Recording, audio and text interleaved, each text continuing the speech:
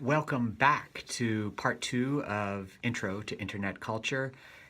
In this little video here, I'm going to explain to you all about the essays.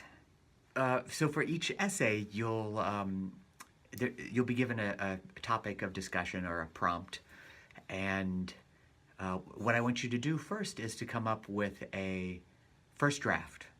That is, look back at your essay builder, see how you've reflected on the material, and thoughtfully look at some of the concepts, think about some examples, and put those two things together to synthesize the material. Show us that you've read and understood the material and that you're able to express the pieces that are meaningful from the theory and identify examples that help to illustrate those theories.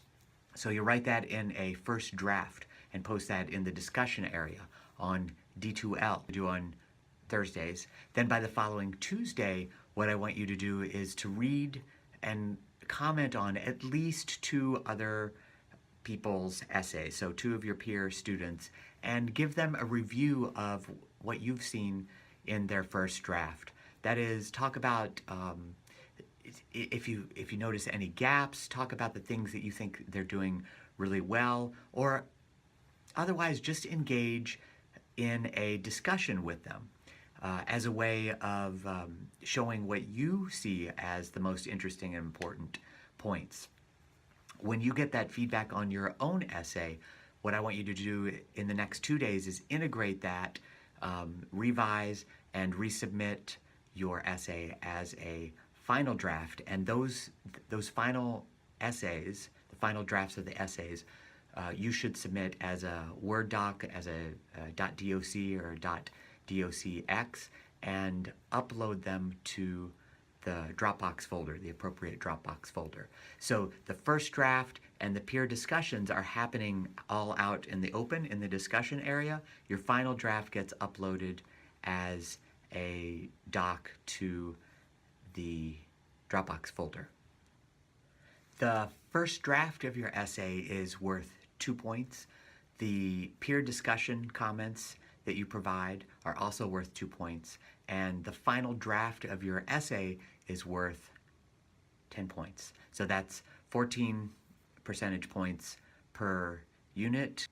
We're also asking you to participate in these things that I call internet discovery posts, which are, you can think of these things as social media posts in a way. So they're meant to be brief posts, something like a tweet or a Facebook post or Instagram post or a Pinterest pin.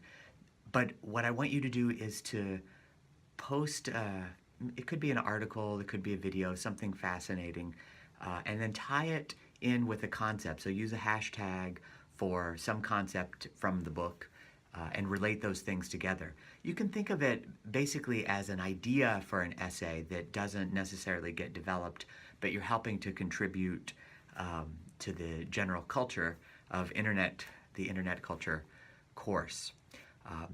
They're fun and exciting. One of them asks you to produce your very own internet meme. Another one asks you to go deep into the Wayback Machine on the Internet Archive and look at one of your favorite websites from a long time ago, maybe even before you knew it existed.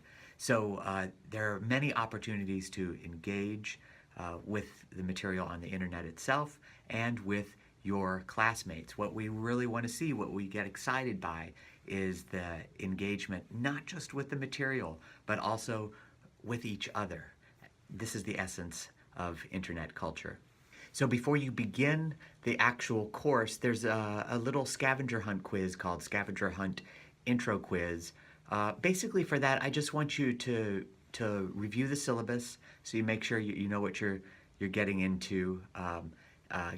Get into some of the course materials to see what's going on, and also read the intro page that's in the internet culture book. That is the introduction to the book. It's also the introduction to the course, which explains some of my interest in it and some of my ideas about where we're going to go this semester. Until next time, I will see you on the internet.